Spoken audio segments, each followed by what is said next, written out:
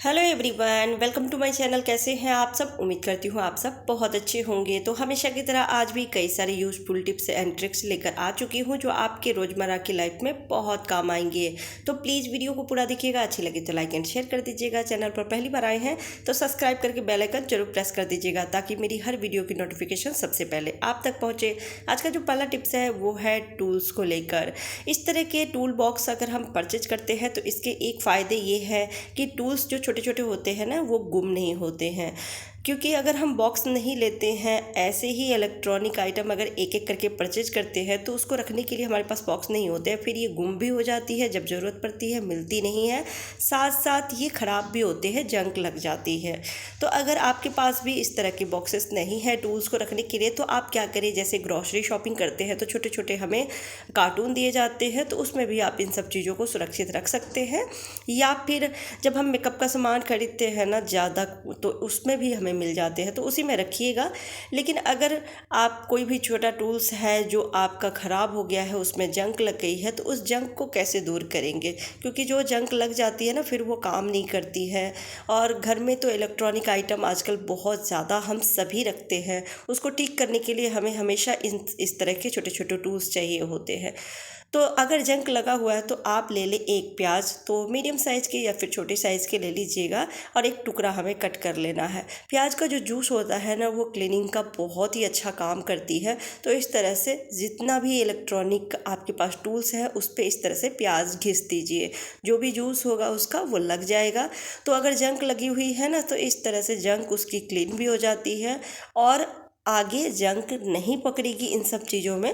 लेकिन इसे हमेशा ही अच्छी जगह आप रखें जिससे कि जब भी ज़रूरत पड़े आसानी से मिल भी जाए और ये ख़राब भी ना हो। उम्मीद करती हूँ ये टिप्स आपको पसंद आई होगी। अगला टिप्स है कप को लेकर। इस तरह के कप तो हम सभी रखते हैं, खासकर जो छोटे छोटे वाले होते हैं कप चाय वाली, वो तो बहुत ज़्यादा ही हो जाती है। और बहुत लोगों को चाय की कप हमेशा ख़रीदने की आदत होती है, जब भी मार्केट गए कुछ अच्छा सा दिखा कप तो वो ले आते हैं। और अगर घर में नई कप हो तो फिर पुरानी कप को या फिर पहले से जो हम इस्तेमाल कर रहे थे उसे यूज़ नहीं करते हैं, और इस वजह से बहुत सारी चाय की कप हो जाती है। अब इसको हम फेंक तो सकते नहीं है क्योंकि ये भी अच्छा ही है, अगर टूटा है तब तो कोई बात नहीं है, लेकिन अगर अच्छा है तो इसको हम किस तरह से रखें जो घर में जगह भी ज़्यादा ना छेके, कम से कम जगह में ढेर सारे कप को हम सुरक्षित रख सके, वो टूटे नहीं। तो उसके लिए सबसे बढ़िया आप क्या करें, पेपर ले लें। या फिर अगर आप ट्रैवल कर रहे हो उसमें अगर आपको कप ले जाना हो, आप शिफ्ट कर रहे हो घर, और उसमें भी क्रॉकरी सेट जो होती है ना वो काफ़ी रिस्की होता है ले जाना, वो टूट जाती है, तो उसको आप इस तरह से ले जा सकते हैं। जितना भी कप आप ले जाना चाहते हैं उसको आपको इस तरह से पैक करना है। डंडी जो होती है ना सबसे ज़्यादा वही टूटता है, और टूटने की वजह से वो कप बर्बाद हो जाती है।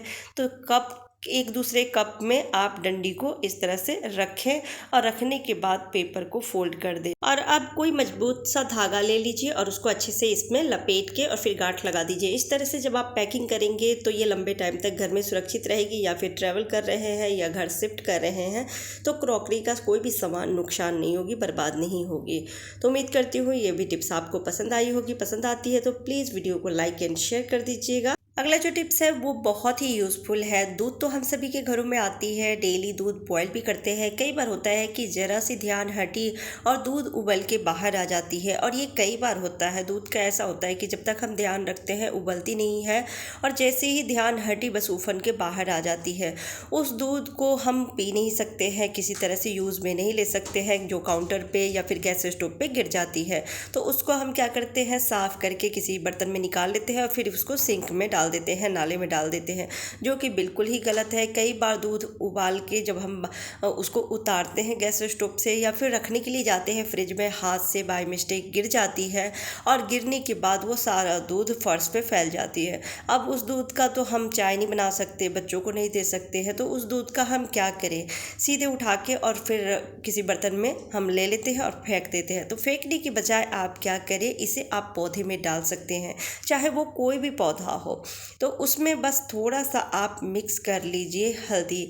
हल्दी बहुत ज़्यादा एंटीबायोटिक का काम करती है, तो ये बहुत ही पेड़ पौधे के लिए फ़ायदेमंद होती है।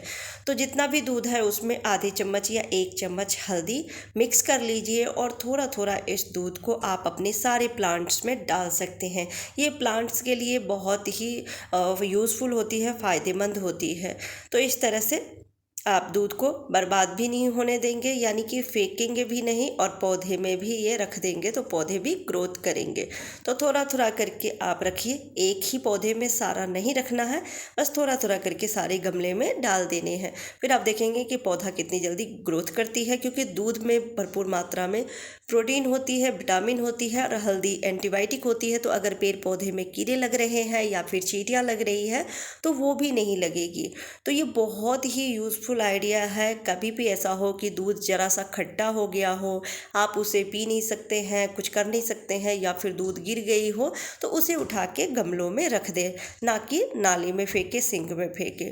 उम्मीद करती हूँ ये भी टिप्स आपको पसंद आई होगी। अगला टिप्स है क्लीनिंग को लेकर। क्लीनिंग तो हम सभी अपने घरों में हर रोज़ ही करते हैं, लेकिन कुछ ऐसे कोने होते हैं जहाँ पे गंदगी रह जाती है, चाहे कितने अच्छे से भी झाड़ू पोछा क्यों ना करें। जैसे कि टाइल्स जहाँ लगी रहती है ना, तो वो जो खाद होता है, उस खाद में बहुत ज़्यादा गंदगी फंस जाती है। जब हम डेली झाड़ू पोछा करते हैं तो कितना भी पोछा कर ले, उस खाद से गंदगी नहीं निकलती है। कई बार कुछ ज़्यादा ही गंदगी फंस जाती है जो देखकर अच्छा नहीं लगता है। तो उसकी क्लीनिंग आप 15 दिन, महीना दिन में कर सकते हैं। तो उसकी क्लीनिंग करने के लिए आपको ले लेना है पुराना सॉक्स और एक पुरानी सी कंघी, जो बिल्कुल बेकार हो, जिसे आप यूज़ ना करते हो तो वो लीजिएगा। तो मैं ये फटे पुराने सॉक्स ले ली हूँ। एक ही सॉक्स की ज़रूरत है। घर में होता है कि कई बार बच्चों के छोटे हो जाते हैं सॉक्स, या फिर एक पैर के गुम हो गए, एक परा हुआ है या फटा हुआ है, तो वही आप ले सकते हैं। और पुरानी सी कंघी ले लीजिए और लेना है हार्पिक। हार्पिक अगर नहीं है तो कोई बात नहीं है, आप एक बर्तन में ले लीजिए थोड़ा सा डिटर्जेंट पाउडर और उसमें थोड़ा विनेगर और पानी मिक्स कर दीजिए, और उससे भी आप चम्मच से मिक्स करके और जगह जगह पे रख सकते हैं। जहाँ गंदगी ज़्यादा है वहाँ रख दीजिए, और रखने के बाद इस कंघी से हम क्लीन करेंगे।